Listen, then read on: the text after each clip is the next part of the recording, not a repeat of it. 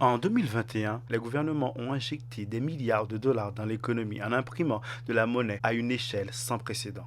Cela a créé un effet de richesse chez les investisseurs qui ont alors cherché à maximiser leur rendement en se tournant vers les actifs risqués, notamment le trading et les crypto-monnaies. Le résultat, le BTC a atteint un sommet historique de 69 000 dollars en novembre 2021. Aujourd'hui, le contexte mondial est de nouveau marqué par une incertitude croissante comme l'épidémie de variole du singe. Dans ce climat de tension, il est possible que des mesures similaires de celles de 2021 soient prises, avec de nouvelles injections de liquidités dans l'économie. Mais au-delà de cela, il se pourrait que nous soyons à l'aube d'une transformation majeure du système monétaire mondial, comparable à ce qui s'est passé en 1944 avec les accords de Bretton Woods. Ces accords ont fait du dollar la monnaie de référence mondiale soutenue par l'or. Cependant, aujourd'hui, le dollar n'est plus soutenu par aucun actif tangible, ce qui ouvre la porte à une révision de ce système. Certains experts envisagent même un deuxième Bretton Woods où les crypto-monnaies, et particulièrement le Bitcoin, pourraient jouer un rôle central.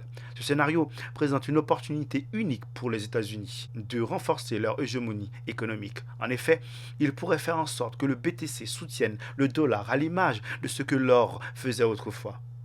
En liant le Bitcoin au dollar, les États-Unis pourraient non seulement préserver leur domination, mais aussi l'étendre dans un monde de plus en plus tourné vers le numérique. Je vous rappelle que BlackRock tout seul possède plus de 900 000 Bitcoins, Satoshi Nakamoto 1 million de BTC, sans parler de microstratégie. Si cela se produit, nous pourrions assister à un nouveau bull run encore plus puissant que celui de 2021. Le BTC pourrait devenir une réserve de valeur mondiale, ce qui entraînerait une hausse massive non seulement du Bitcoin, mais aussi de l'Ethereum potentiellement au-delà de 4 000 dollars. Cela conduirait ensuite les investisseurs à se tourner vers des altcoins déclenchant une halte saison d'une ampleur sans précédent.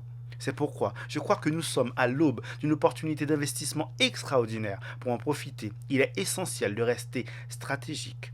Sélectionnez vos altcoins avec soin. Soyez disciplinés, patients, ne paniquez pas. En faisant cela, vous pourriez participer à l'une des plus grandes vagues d'investissement de l'histoire. Comme vous l'avez compris, aujourd'hui, malgré la situation géopolitique, comme je le répète assez souvent, qui est un peu désastreuse, mais les opportunités sont là et les altcoins vont prendre une place juste monstrueuse, que ce soit Ripple XRP, Astar, Solana, Kant et surtout les normes ISO 222. Mais avant de rentrer en détail et en profondeur, abonne-toi à la chaîne. Les amis, bienvenue.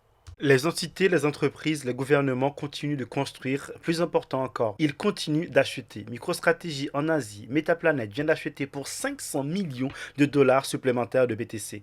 Ils font essentiellement la même chose que Michael Saylor. C'est le Michael Saylor de Metaplanet. C'est une entreprise publique japonaise qui est connue pour son accumulation régulière de Bitcoin. Goldman Sachs est également un acheteur de Bitcoin. La banque détient maintenant 238 millions de dollars en actions du fonds ETF Bitcoin de BlackRock, ce qui positionne Goldman Sachs en tant que troisième plus grand détenteur de BlackRock, juste derrière Millennium et Capula. Millennium détient environ 844 millions de dollars dans l'ETF Bitcoin de BlackRock, tandis que Capula en détient 253 millions. En plus d'être l'un des plus grands détenteurs de l'ETF Bitcoin de BlackRock, Goldman Sachs détient également des grandes positions dans l'ETF Bitcoin de Fidelity, avec environ 1,5 million d'actions évaluées à 80 millions de dollars, en plus de 666 actions de l'ETF Bitcoin de Grayscale, qui sont évaluées à 35 millions de dollars. L'État du Wisconsin dans l'ETF Bitcoin de BlackRock a augmenté pour atteindre près de 100 millions de dollars, avec une augmentation de presque 500 000 actions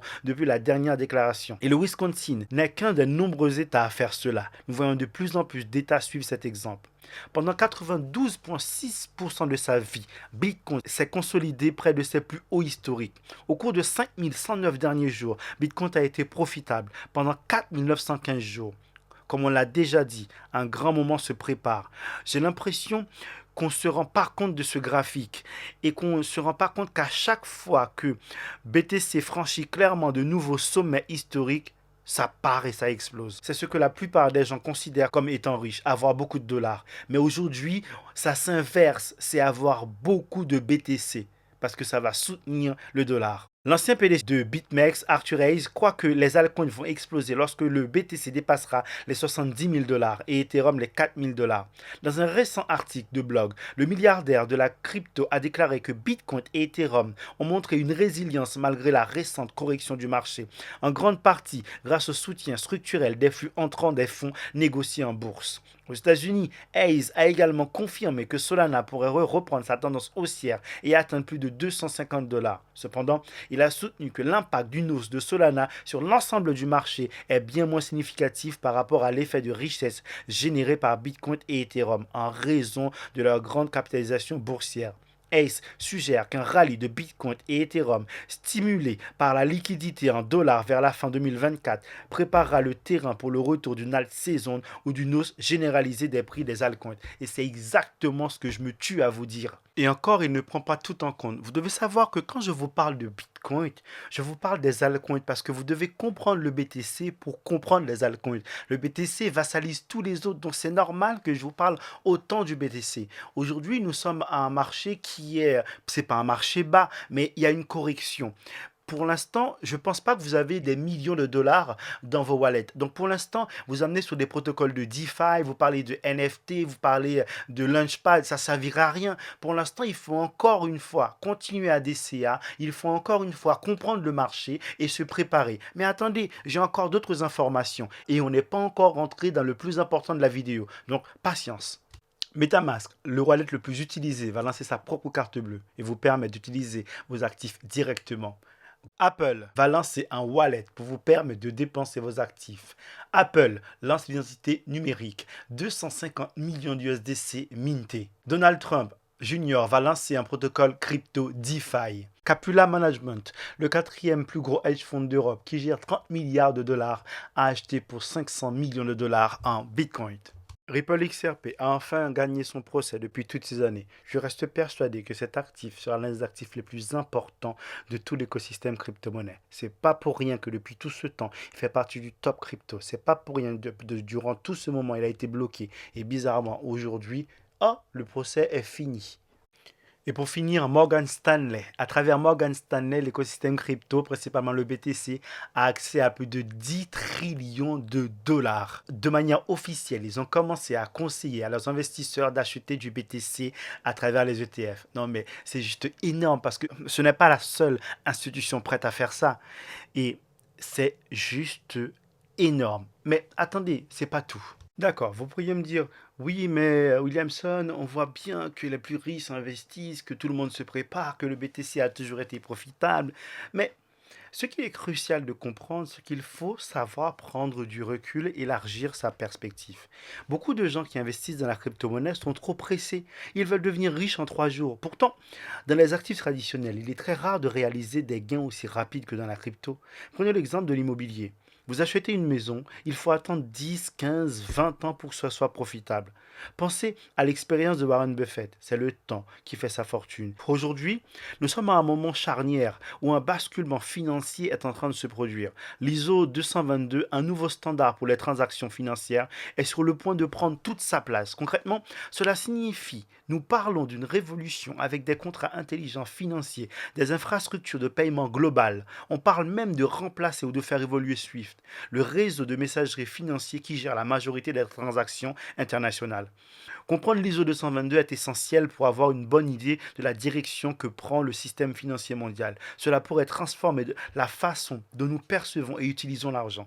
Alors, prenons le temps de bien saisir ce que cela s'y implique et voyons ensemble comment cette évolution peut offrir des opportunités, mais genre juste incroyables. Donc, l'histoire de SWIFT et de l'ISO 222.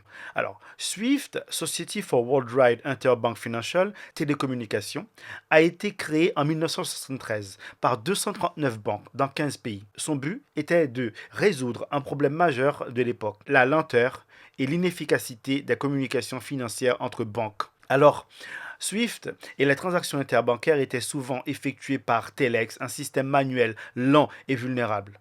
Avec l'événement le SWIFT, les banques ont pu échanger des informations financières rapides, sécurisées et standardisées.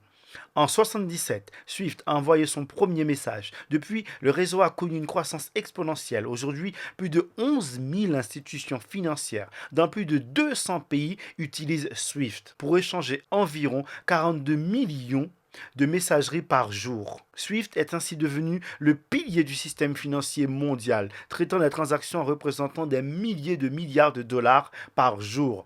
Je rappelle que l'OMS, c'est 193 pays. Swift, c'est 200 pays. Est-ce que vous imaginez de quoi on est en train de parler? ISO 222 est un standard de messagerie financier développé pour remplacer et moderniser les systèmes existants, y compris ceux utilisés par Swift. Le projet commence en 2004 sous l'égide de l'Organisation internationale de normalisation, ISO. Contrairement aux anciens formats de messagerie, l'ISO 222 utilise un langage de balisage extensible, XML, pour structurer les données, ce qui permet une plus grande flexibilité et une meilleure interprétation des informations. Un point essentiel de l'ISO 222 est qu'il est conçu pour être un format universel, capable de supporter des transactions entre des banques de paiement, des titres, des opérations de change et même des produits dérivés. La migration vers l'ISO 222 a commencé à prendre de l'ampleur en 2010. Initialement, Swift avait planifié une adoption progressive du standard, mais face à la demande croissante pour une infrastructure plus moderne, le calendrier a été accéléré. En 2022, Swift a entamé la migration de ses systèmes vers l'ISO 222 avec un objectif de transaction complète d'ici 2025. Cette transaction permet une meilleure intégration des nouvelles technologies comme la blockchain, les paiements instantanés et les contrats intelligents dans le système financier global. Blockchain, paiement instantané, contrats intelligents, financiers dans le système global. C'est pour ça que je vous ai toujours parlé de Casper CSPR. Je vous ai toujours parlé de contrats intelligents financiers. Je vous ai toujours dit que aujourd'hui, nous sommes à l'aube de quelque chose énorme. Vous devez faire preuve de patience. Vous devez comprendre que le BTC d'abord, l'Ether et ensuite les altcoins. Nous y sommes. Souvenez-vous du temps que j'ai passé à vous parler de Kant et j'ai passé du temps à vous parler de Ripple XRP. Le passage à l'ISO 222 est une étape clé pour Swift et le système financier mondial avec ce standard. Les transactions ne seront pas seulement plus rapides et plus sécurisées, mais elles offriront une transparence accrue et une meilleure gestion des risques et une plus grande efficacité opérationnelle. En effet, d'ici 2025, on estime que 87% des transactions interbancaires en valeur seront traitées via l'ISO 222. Ce changement marque une ère pour les paiements internationaux et pourrait bien transformer les règles du jeu dans le secteur financier en ouvrant la voie à une adoption plus large de nouvelles technologies financières comme les crypto-monnaies et les systèmes de paiement instantanés. Et on sait que tous les gouvernements, quel que soit le gouvernement, rêvent d'un pouvoir hégémonique sur leur population. Donc, la technologie blockchain permet ça. Les monnaies numériques de banque centrale permettent ça. Même si un gouvernement vous dit « Moi, je ne laisserai jamais mettre les monnaies numériques de banque centrale en place. » Ils peuvent juste changer le nom. Un stablecoin peut être une monnaie numérique de banque centrale. Vous savez que dans un stablecoin, il y a un contrat intelligent, c'est réglé. Donc, de l'autre côté, bien évidemment, il y a deux faces sur la pièce. Les monnaies numériques de banque centrale peuvent nous rendre esclaves. Mais l'avènement de ce nouveau système financier peut nous permettre de nous enrichir à un point tel qu'on pourrait on pourrait se mettre à l'abri jusqu'à la deuxième ou troisième génération, à condition d'arrêter ces conneries. Ah oui, mais le bull run, il n'est pas encore arrivé, il serait temps.